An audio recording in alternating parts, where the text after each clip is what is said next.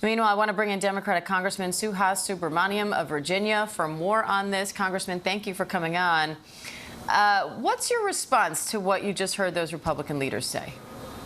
Well, the one thing I agree with is that this was avoidable because Republicans had 6 months to negotiate a deal with us. And not once did I get a call or any Democrat get a call to try to figure out a solution. The first time that we got any sort of contact was Hakeem Jeffries talking to the president in the Oval Office. And in the end, I can't believe they would, with a straight face, talk about protecting veterans' benefits and food assistance when all they've been doing is cutting those things this entire Congress. And so in the end, this is life or death for many of our constituents. Insurance companies are looking at things right now as far as premiums for next year.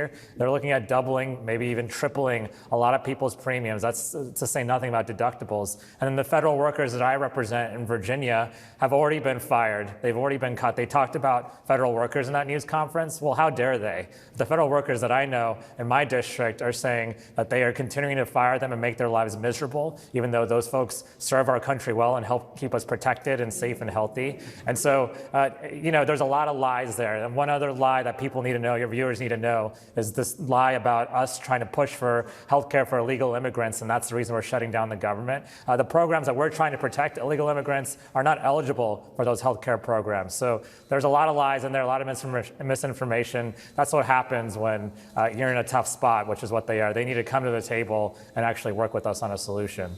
Vice President Vance says Democrats should reopen the government and then begin negotiations about health care subsidies. Why don't Democrats do that?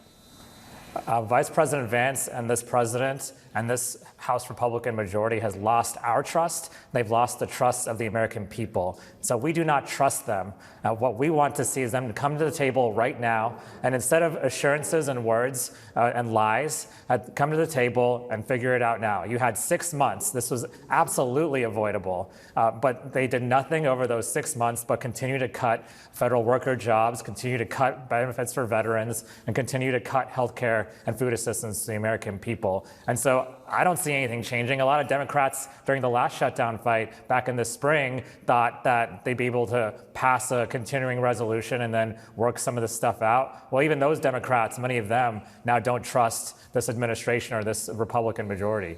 Now, in the past, Democrats have accused Republicans of holding the government hostage, in their words, for trying to negotiate legislative changes as a condition for passing a spending bill. Are Democrats now doing the same thing? No, what we're doing is life or death for our constituents. People will not be able to go to their doctor. They're not going to be able to afford their premiums anymore. And then in my region in Virginia, we have federal workers getting fired left and right. The ones that are staying are getting harassed all the time by DOJ staffers. And then you've got contractors. Remember, the contractors and their employees, they don't get paid during a shutdown, but their contracts have been canceled overnight and given to Republican and President Trump's cronies. I mean, this has been a terrible situation for our community and our district. And so, frankly, we need to make sure that we have a real continuing resolution, a real solution, and not what they put forward in front of us. As many as 4 million Americans could now lose their paychecks for weeks, depending on how long this goes on. Women and children who rely on WIC benefits for food could lose those benefits as well. Why is this shutdown worth it for Democrats? It's not a good idea. I do not want a shutdown. Let's be clear.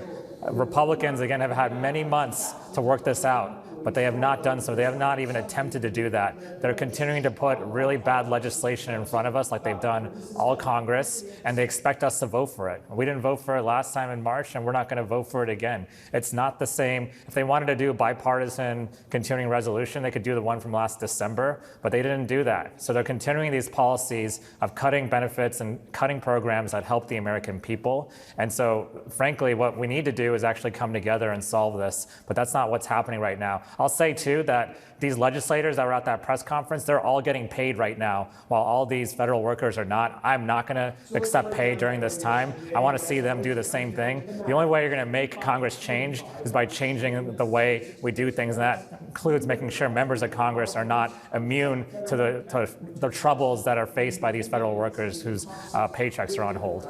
Congressman, neither side is budging right now. Do Democrats have a plan for how this ends? It's very simple. Stop the cuts and save health care for the American people. What we've put forward is actually wildly popular with the American people. We are giving Republicans a gift, in essence, and all they have to do is do what the majority of the American people want, which is to stop these cuts to health care, stop these cuts to the federal workforce, and come to the table and fund this government the right way. But instead, just like every other Republican administration in recent years, the last shutdown was during Trump's presidency. He loves shutdowns. They were bragging and excited about this shutdown so they can continue the assault and control of the federal government and federal workforce. And so what we have to do instead is come together, figure this out in a bipartisan way. But as soon as they come to their senses and actually come to us and work on these issues together and come to a solution, I think that's when a shutdown will end. But until then, we will be in this really terrible position as a country. All right, Democratic Congressman Suhas Subramanyam of Virginia, we appreciate your time today, sir. Thank you. Thank you.